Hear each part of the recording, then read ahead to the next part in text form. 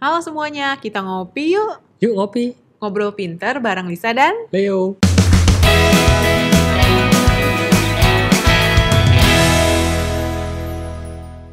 Nah, lagi rame nih kalau zaman sekarang ngebahas soal asuransi. Waduh, iya benar juga. Kita mau tahu tentang sejarah asuransi. Iya, lagi ngetren sekarang ya. Ngetren dari semua segala jenis, segala perusahaan. Nah, sebenarnya asuransi itu apa? Asuransi itu sebenarnya adalah pertanggungan atau perjanjian antara dua belah pihak. Jadi sejarah asuransi ini sebenarnya hubungannya erat dengan masyarakat. Asuransi juga mengalami perkembangan dari zaman dulunya sampai sekarang. Oh, dari dulu udah ada nih. Kita nggak bahas sejarah nih ya berarti. Oke, kita belajar sejarah lagi. Iya, bukan belajar apakah jenis-jenis asuransi enggak. Kita belajar kok bisa sih ada asuransi di dunia ini. Asal muasalnya asuransi, kenapa muncul asuransi? Kok bisa? Jadi dalam sistem asuransi dari dulu sampai sekarang berarti ya ada dua pihak. Pihak pertama diwajibkan membayar iuran yang disebut premi, yang kayak misalnya premi asuransi sebutannya. Membayar sesuatu lah berarti. Pihak kedua diwajibkan untuk memberikan jaminan kepada pihak pertama yang membayar iuran. Oke, jadi kita bayar sesuatu tapi dijamin atas sesuatu. Betul, mau sesuatu yang buruk atau atas objek sesuatu, pokoknya gue bayar premi, lu kasih gue jaminan. Janji. Bayar untuk suatu janji. Suatu janji. Jadi asuransi itu udah jadi sistem untuk mengalihkan resiko dari zaman dulu nih, dari zaman para saudagar dan pedagang Cina di Babilonia. Wah, udah pokoknya dari zaman sebelum Masehi. Perdagangan jalur sutra berarti ya? Iya, betul. Dulu Babilonia itu kan sekarang disebutnya Irak. Dari zaman perdagangan, ya jalur perdagangan antar negara itu udah ada yang namanya asuransi. Oh, karena memang ada resiko sih kalau gue nonton di film-film, kalau kayak film-film zaman dulu ya, perjalanan jarak jauh tuh bisa ada resiko cuaca, resiko perampok kalau dari laut ya, perompak ya, bajak laut yang kayak gitu. Betul.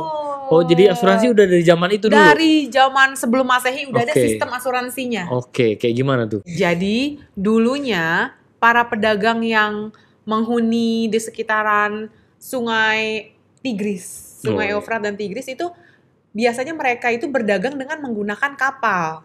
Iya. Untuk ngirim barang. Kalau sekarang apa namanya? Ekspedisi. Nah, ekspedisi menggunakan kapal karena kan pada zaman itu teknologinya untuk bikin kapal laut berarti kan. Lewat jalur laut ya. Lewat jalur laut. Nah, jenis asuransi yang mereka gunakan pada saat itu dikhususkan untuk menjamin barang dagangan mereka. Oh, oke. Dari zaman perdagangan di laut tuh ya. Iya. Dari berbagai negara. Kalau sekarang kan beli online ya, barangnya ada asuransinya. Shipping. Ya. Shipping dari zaman sebelum Masehi, dari zaman dulu deh. Sebenarnya dulu udah ada. Sekarang dengan teknologi aja digital. Iya, asuransi shipping. Nah, yang jaminannya diberikan untuk perlindungan resiko barang hilang di tengah laut atau dirampok. Oh, ini benar-benar kayak belanja online ya? Betul. Ada ya, kalau barang hilang dan rusak ada gantinya. Iya, asuransinya enggak? Oh, dulu udah ada ya? Zaman dulu ya? Betul. Jadi catatan sejarah asuransi nih pada sebelum Masehi udah terekam di dokumen yang namanya Kode Hammurabi. Oke. Oh, pernah ada. Itu kayak pernah denger. Hammurabi itu pada tahun 1750 sebelum Masehi. Sebelum Masehi. SM itu sebelum Masehi kan? Iya, benar. Dokumen tersebut menjelaskan tentang metode penjaminan asuransi pertama kali atas barang dagangan mereka. Oke. Nah, pada saat itu pula penjaminan barang masih ada kayak pihak notarisnya. Oh, ada orang yang mencatat tetua. Mensahkan. Ada notarisnya yang kalau misalnya mau bikin perjanjian itu ada yang pihak ketiga yang saksi. Iya, oke. Si lu pemilik barang sama si perusahaan, orang yang mau menjamin. Oke, jadi gua jual barang lu anterin, tapi kalau hilang lu ganti. Oke, yang catat pihak ketiga. Ada notarisnya. Bahasa sekarangnya notaris. Kan? Betul.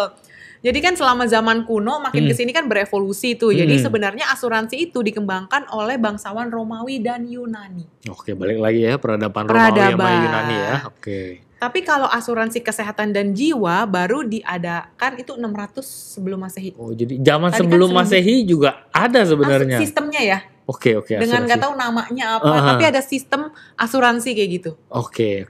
Pada abad ke-12 nih, tahun 1200, ini udah Masehi. Di Anatolia itu ada sejenis asuransi negara yang diperkenalkan. Jadi asuransi ini kalau misalnya ada pedagang, ini bukan untuk perorangan, sama-sama dulu tuh asuransi dipakainya untuk perdagangan. Jadi kalau misalnya ada pedagang dirampok di daerah tersebut, maka kas negara akan mengganti kerugian pedagang. Di Anatolia. Jadi kayak bayar pajak ya, pajak ke negara. Kalau lu dagang, dirampok, negara ganti. Itu tahun 1200 loh. Oh, iya, tahun 1200 sudah ada. 1200 aja negara udah ada sistem asuransi yang dikelola negara. Negara menjamin kalau dagangan lu dirampok. Oh, jadi kan? Para pedagang pasti lebih happy ya dagang di sana ya. Tapi kan bayar. Iya. Bayar. Ya wajar lah. Kan atau jangan-jangan negara itu aman sebenarnya. Perampoknya yang bikin itu negara juga ya. Bisa jadi. Wah, sindikat ya. Jadi sebenarnya ada di abad ke-17 yang sebenarnya kejadian yang terkenal tuh di abad ke-17 itu kebakaran menjadi ancaman di Inggris. Jadi pada tahun 1666 terjadi kebakaran hebat di London yang menghancurkan lebih dari 13 rumah dan puluhan gereja selama 5 hari. 13.000 rumah. Oh. Dan puluhan gereja selama 5 hari. Kebakaran tuh 5 hari di negara.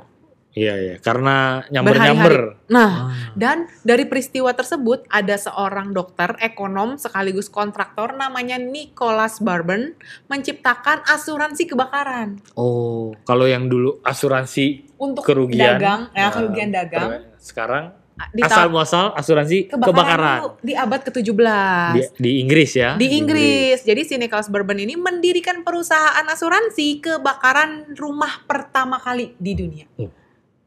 Dulu kan cuma buat dagang nih, perlengkapan dagang dong. Sekarang udah untuk kebakaran rumah. Tahun berapa tadi? Tahun 1666. 1666. Wow. Abad ke-17 lah. Jadi udah lama ya, asuransi memang sudah ada ya dari dulu ya di luar negeri ya. Betul. Untuk Amerika Serikat, perusahaan asuransi pertama itu tahun 1732 di Carolina Selatan. Oh, di Amerika. Itu juga menawarkan perlindungan kebakaran.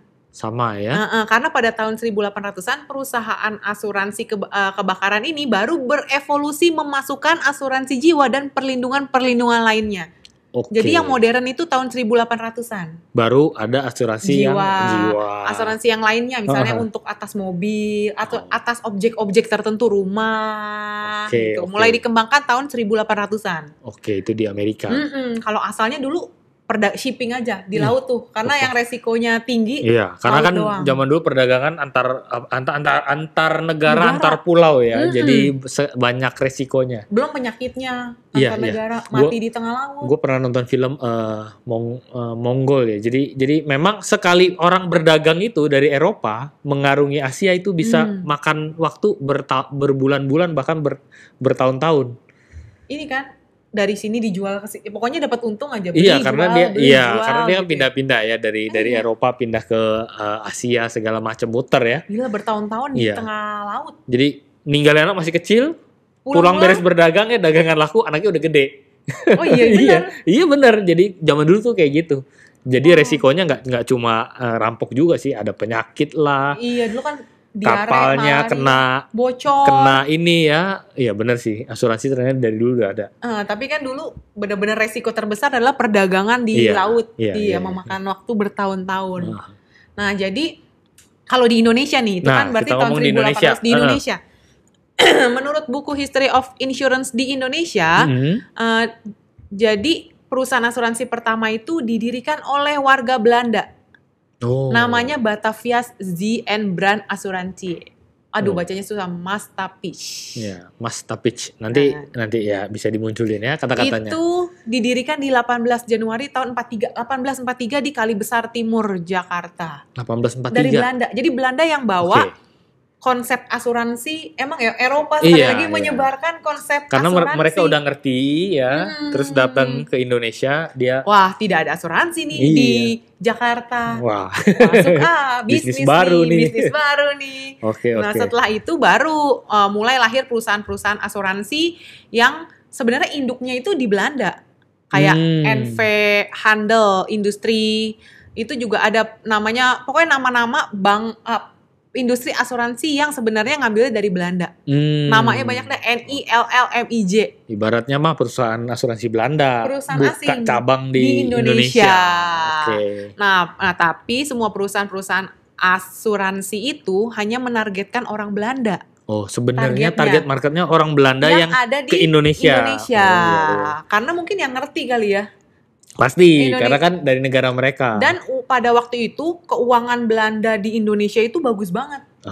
Jadi karena keuangannya, perputaran bisnis rempah-rempahnya lagi bagus, perusahaannya lagi berkembangnya, asuransi dibawalah konsep ke Indonesia yang targetnya hanya untuk orang Belanda. Belanda tadinya. Mungkin dulu orang Indonesianya uangnya goldennya nggak sebanyak orang Belanda. Iya, pasti kan. Jadi targetnya di Indonesia sendiri asuransi itu tahun 1912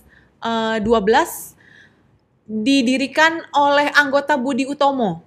Yang Indonesia nih. Tahun 1912 RW Dwi Josewojo, seorang anggota Budi Utomo cabang Yogyakarta mempelajari konsep asuransi dari Belanda itu yang NILLMIJ. Lalu Dwi Josewojo itu bersama M. Karto Hadi Subroto dan M. Adi Mijoyo mendirikan perusahaan asuransi yang sasaran targetnya orang Indonesia. Oke, jadi mereka itu belajar konsepnya. Dipelajari, sekarang kita bikin yang targetnya adalah orang Indonesia. Nggak ngambil franchise ya? Oh enggak. Pelajari, bikin sendiri. Mendirikan sendiri, betul. Namanya masih pakai nama Belanda lagi, karena konsep nggak ada interpretasi bahasa. Iya, karena bahasanya bingung di Indonesia tuh apa bahasa. Belum ada sebutan asuransi mungkin. Premi gitu kali ya. Nggak tahu tuh bahasanya apa. Jadi namanya masih Onderlinch Levensverzekering Mastapich. Kayak Mastapich ini apa ya gitu artinya. Jadi 12 Februari 1912 beralih nama. Jadi OL Mich Bumi Putra. 1912 nih, ini cikal bakalnya nih. Oh, makanya si Bumi Putra tuh mulai 1912.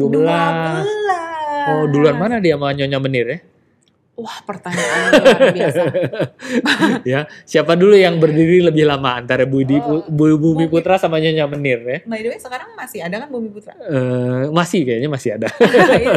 Jadi sekarang dengan namanya asuransi Bumi Putra. Dulu masih nama belanja tuh OL Mich Bumi Putra. Jadi termasuk asuransi yang pertama ya di Indonesia Bumi Putra tuh ya. Cuma dulu namanya pakai nama Belanda. Anggota Budi Utomo di Jogja. Berarti lahirnya dari Jogja tuh. Padahal asuransi dibawa dari Belanda ke Jakarta. Tapi yang buka Jogja Jogja. Jadi orang-orang Jogja yang melihat peluang itu ya. Betul. Oke. Nah, setelah tahun 45 nih, setelah kemerdekaan Indonesia, beberapa perusahaan asuransi punya Belanda baru dinasionalisasikan. Oke. Termasuk kayak Mastapich. Pokoknya nama-nama Belanda ada yang jadi Bendasraya, Jiwasraya. Oh, termasuk Jiwasraya juga munculnya gitu. Betul, Jiwasraya. Tadinya perusahaan Belanda. Aduh namanya susah deh. Iya. Ntar gue kasih. Itu dirubah jadi Jiwasraya. Oke. Bendasraya juga. Nah, sekitar tahun 1980-an baru deh banyak tuh asuransi-asuransi yang masuk ke Indonesia karena mereka tahu pangsa pasar asuransi di Indonesia itu masih sangat luas sekali. Iya, penduduknya banyak ya. Penduduknya banyak. Keuangannya juga nggak buruk kok. Iya, perputaran keuangan. Perputaran keuangannya oke banget, apalagi Jakarta. Dan kota-kota besar di Indonesia. Jadi tahun 80-an itu banyak perusahaan-perusahaan asuransi yang melihat Indonesia ini dari luar ya. Dari luar negeri ya, bukan luar kota ya teman-teman ya, luar negeri. Dari luar negeri. Kalau luar kota si Bumi Putra. Karena Yogyakarta. Iya. Itu yang pertama kali dibikin. Oh iya, karena di Indonesia belum ini ya, belum fasih ya sama asuransi ya. Iya, dan belum ini banget, nggak setiap orang punya asuransi, belum ngerti. Oke. Padahal uangnya ada. Dan ada. potensi marketnya itu gede banget di karena Indonesia. jumlah penduduknya besar ya. Jumlah penduduknya besar, duit perputaran uangnya juga bagus. Jadi karena mereka tahu, masuk. Bekerja sama dengan bank-bank tuh biasanya awalnya. Iya, biasanya masuk dia mesti kerja sama bank Indonesia, bank yang lokal ya. Untuk memperkenalkan diri dulu, tes pasar. Menggandeng, betul. Nah, selama beberapa tahun belakangan ini, baru nih masyarakat Indonesia mulai menyadari pentingnya peranan asuransi dalam kehidupan mereka. Iya, benar-benar. Baru nih, padahal bikinnya di Budi Utomo udah tahun 1912 itu tadi. Iya. 12 sampai 2012 aja tuh udah 100 tahun. 2012 sampai 2012 100 tahun. 100 tahun ya, hampir 110 tahun ya. Itu pun pangsa pasarnya masih gede banget. Iya. Udah 100 tahun loh. Iya, dan baru mulai banyak yang setelah kejadian pandemi kemarin ya. Betul. Baru orang lebih banyak sadar. Mungkin di atas 2010 kali ya udah mulai sadar. Sudah mulai 2020 tuh pas pandemi plak kayaknya. Semakin menyadarkan ternyata asuransi itu dibutuhkan. Nah, setelah 100 tahun lebih. Berarti kesabaran Budi Utomo, Bumi Putra ya. Iya, betul.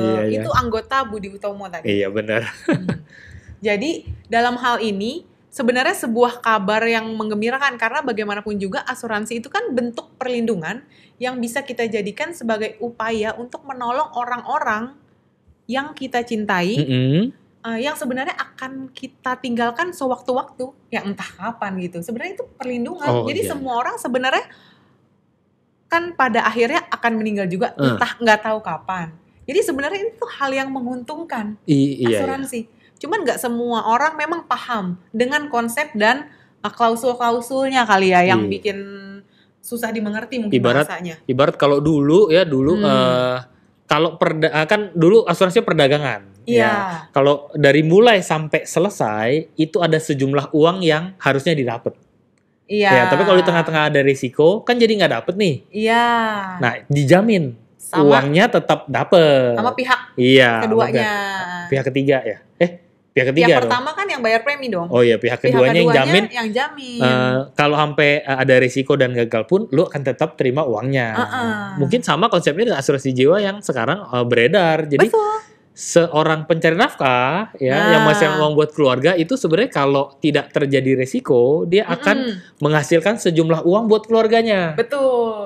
Nah, tapi kan kita tidak tahu ada risiko atau enggak kan. Nah, si asuransi menjamin.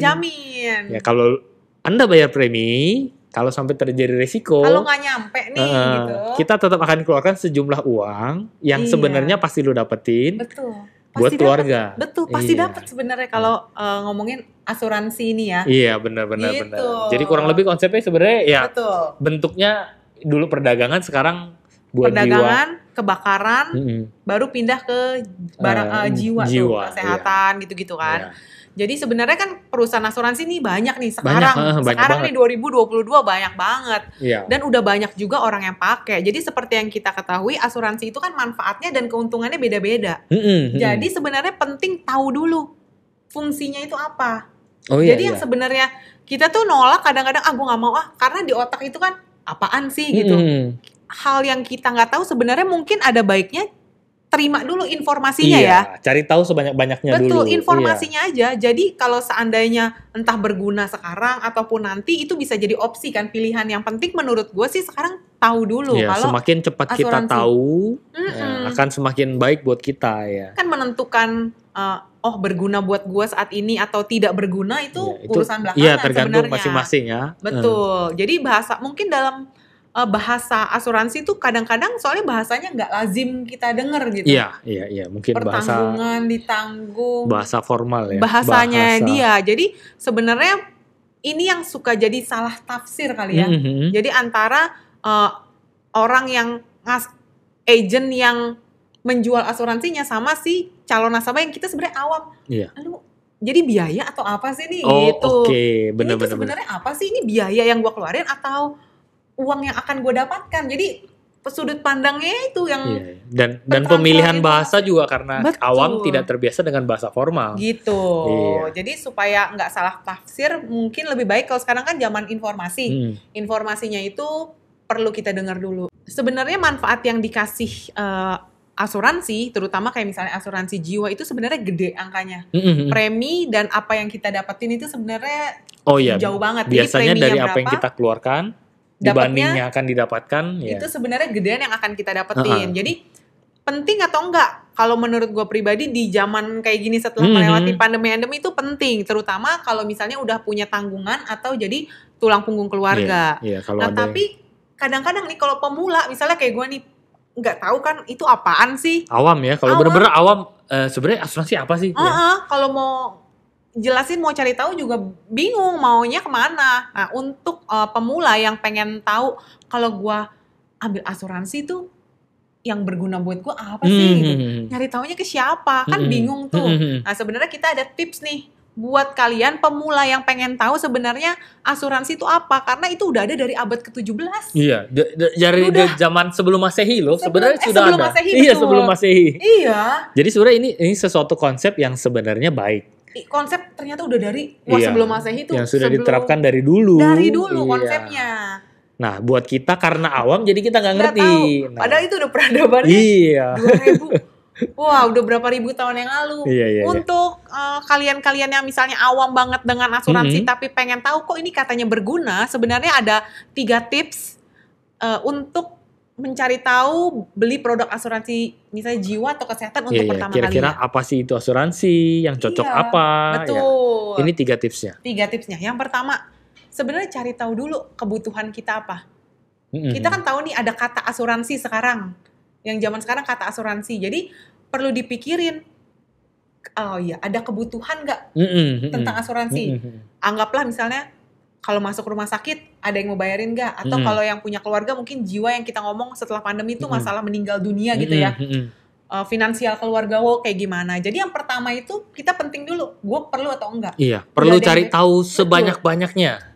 Apa jangan-jangan sebenarnya orang tua gue udah pernah siapin nih buat gue. Jadi jangan sampai ke double gitu kalau ngambil manfaat. Jangan-jangan sebenarnya udah cukup asuransi yang orang tua gue pernah dulu mungkin ya. Di zaman siapa Budi tahu Utomo ya. Ternyata ya dulu ngambil sama itu Budi Utomo, siapa namanya tadi? Iya, Dwi. Ya itu. Dwi Sasono, bukan ya, itu artis. Dwi Sasongko ya.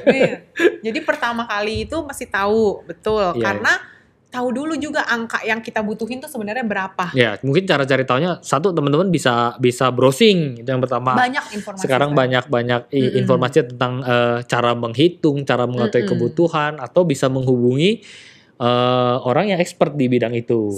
Sebelum menghubungi sebenarnya Google aja. Iya, Google itu benar-benar bisa mengetahui. Kalau nanya orang kan mungkin ada, aduh nanti ntar gue dikejar lagi atau apa. Kalau googling kan nggak dikejar apa-apa, googling aja. Sifatnya informasi. Karena setiap orang itu punya jumlah yang berbeda-beda terhadap kebutuhan finansialnya nih. Iya. Ya kan? Juga sebenarnya kemampuan orang kan juga beda-beda. Jadi disesuaikan juga kebutuhan sama kemampuannya. Begitu juga sama kita. Jadi kita itu wajib ada perhitungan nih, pertimbangan berapa sih kira-kira pertanggungan yang gue butuh sama berapa besar sih budget yang bisa kita keluarkan secara rutin buat bayar premi ya, karena sifatnya bayar premi asuransi itu sesuatu yang berkala dan rutin. Betul. Kalau misalnya kita udah kurang lebih tahu nih dapat infonya, kayaknya gue butuh, baru nanya ke yang kita anggap ahli. Tahu nih ada teman gue atau apa kayak di Google juga ada kan sekarang aplikasi-aplikasi juga banyak bisa menghubungi orang-orang yang kita anggap lebih ahli tentang konsep asuransi yang ada di kepala kita nih. Kan bisa aja baru beli rumah atau beli mobil itu kan konsultasinya ke orang-orang yang kompeten di bidangnya kan. Gitu. Jadi yang penting memang tahu dulu apa kebutuhan kita. Baru habis itu menghubungi orang-orang yang kita anggap kompeten. Yang kedua, itu penting banget ngitung budget. Tadi balik lagi. Budget. Jadi karena premi yang kita bayarin itu harus sesuai kan sama kondisi keuangan. Pasti, karena ya tadi yang seperti kita bilang, bayar premi itu sifatnya berkala dan terus-menerus dan panjang. Jadi jangan sampai budgetnya kita mengganggu kita punya cash flow. Betul, jangan sampai preminya kegedean. Tapi juga jangan sampai setelah kita butuh, ternyata kok cuma segini. Gitu. Jadi istilahnya tuh kalau yang gue pernah denger tuh, ambil asuransi tuh preminya jangan kegedean. Takut nggak bisa bayar. Tapi ambil manfaatnya jangan kekecilan. Takutnya amit-amit terjadi resiko yang diganti nggak besar. Jadi nggak berasa, nggak terlalu berguna. Betul. Nah di situ yang teman-teman perlu cari tahu dan perlu diskusi sama orang yang berkompeten. Betul. Nah yang terakhir, yang ketiga, setelah tahu dan setelah tahu budgetnya, pilih perusahaan dan agen terbaik menurut versi teman-teman sekalian. Karena layanan asuransi dari sebuah perusahaan asuransi kan diwakili sama seorang agennya itu tuh. Iya, betul. Agent yang sebenarnya lebih fasih, jadi ngebantuin kita dong kalau seandainya butuh apa. Oh, misalnya mau bisa nanya-nanya, menyarankan produk apa yang cocok dengan keadaan kita sekarang. Dan sebenarnya agent itu juga bantu kadang-kadang kan kalau konsep asuransi yang kedengeran misalnya klaimnya susah, susah cair duitnya. Giliran bayar aja gampang, giliran ngeluarin aja. Pas mau masuk gampang. Ngeluarinnya susah, giliran klaim susah. Banyak tuh yang bilang kayak gitu. Dilempar-lempar ke sana kemari. Jadi sebenarnya harusnya perusahaan itu kan terwakilkan sama agent. Jadi perlu juga selain perusahaan, agent itu. Iya, biasanya pada akhirnya orang melihat agentnya ya. Agentnya apakah bisa menerangkan programnya secara benar ya, bagaimana cara kerjanya sesuai kebutuhan kita sih ya, kan? Iya, dan mencocokkan sesuai kebutuhan kita karena kan kondisi kita berbeda-beda. Ada yang masih single, ada yang berkeluarga, ada yang punya anak satu, punya anak dua, ada yang sandwich generation, menanggung anak dan menanggung orang tua, ada dalam kondisi berbisnis di mana punya usaha, ada banyak aset dan lain-lain. Kalau di kota-kota besar sih mungkin gampang ya nyari informasi tentang agent atau tentang asuransi. Tapi kalau misalnya yang belum terjangkau, bisa nanya saudara, kenal nggak? Ada nggak yang kira-kira agent yang bagus? Atau minta rekomendasi sih menurut gue, daripada nyari orang yang nggak kenal, minta bantu urus, nggak tahu kan kompetensi dia tuh sejauh mana. Iya, lebih ideal teman-teman misalnya punya saudara atau kenalan yang, lu punya asuransi ya? Ambil sama siapa? Kompeten atau enggak, tanya dulu. Agentnya oke nggak? Kalau oke, boleh nggak kontak dia buat ini? Nah, kayak gitu, itu lebih enak biasanya. Nah, jadi itu aja 3 tips dari kita buat pemula yang pengen tahu tentang konsep asuransi yang sebenarnya udah ada dari zaman sebelum Masehi ternyata. Iya, jadi ngetrennya baru-baru sekarang tahun 2000-an, tetapi ternyata sebelum Masehi sudah ada ya. 1912 deh yang mulainya di Indonesia. Di Indonesia ya, benar-benar. Ya, jadi itu informasi kita hari ini ya. Semoga membantu teman-teman yang kebetulan bertanya-tanya. Siapa tahu ya, mau cari info tentang sejarah asuransi ya, gimana cara memulainya ya. Jadi mungkin hari ini bisa jadi bahan buat informasi buat teman-teman ya.